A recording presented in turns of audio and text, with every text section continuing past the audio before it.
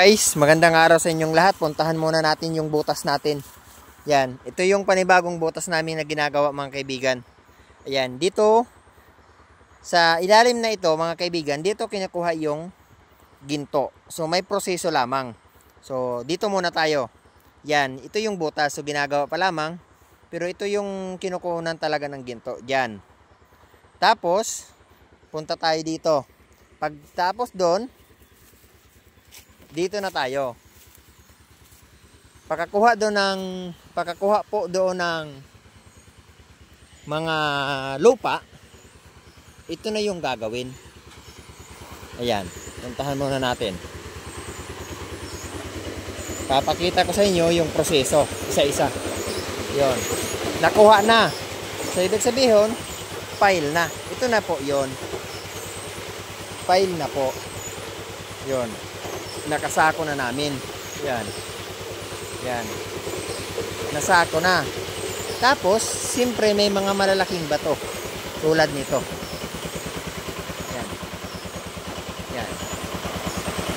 Yan yung mga malalaking bato. So, ang ginagawa namin dyan, ito.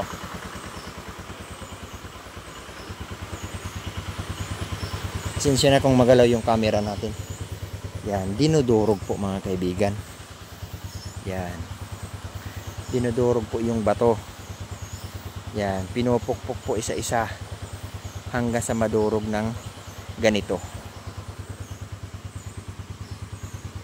Yan. Pagkatapos niyan, sinasako na po yan. Ito na po. Yan.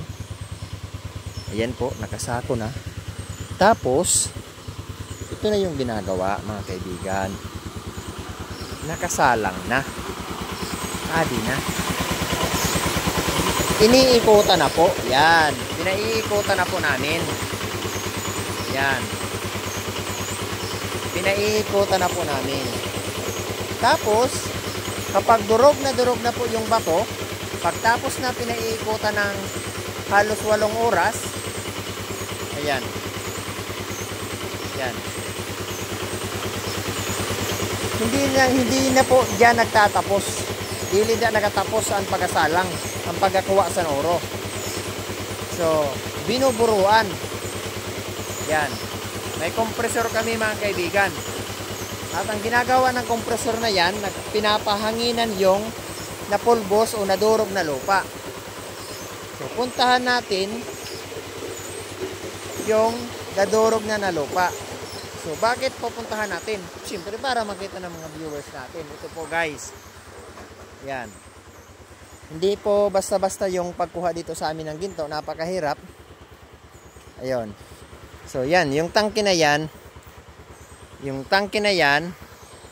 Mula doon. Papunta dito sa PVC na yan. Papunta dito sa tangke. Diyan na po.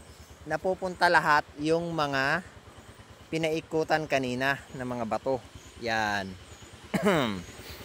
Ayan na po. Kung napapansin niyo po, yan. Bumubula. Yan. So, iniikutan na po yan. Umiikot na po dyan yung hangin. Ayan.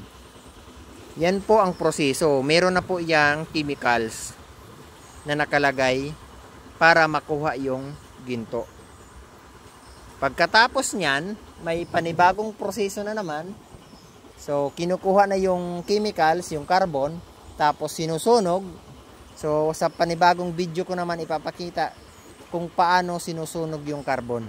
So, mga kaibigan, please follow, share, and subscribe naman po sa aking YouTube channel. So, ito po yung lugar namin. Ayan po.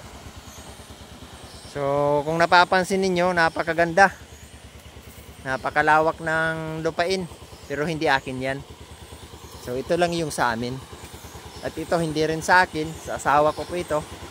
Tauhan lang naman po ako dito. Yan.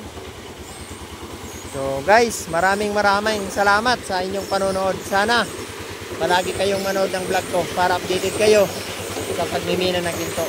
Yun lamang po at maraming salamat sa inyong lahat.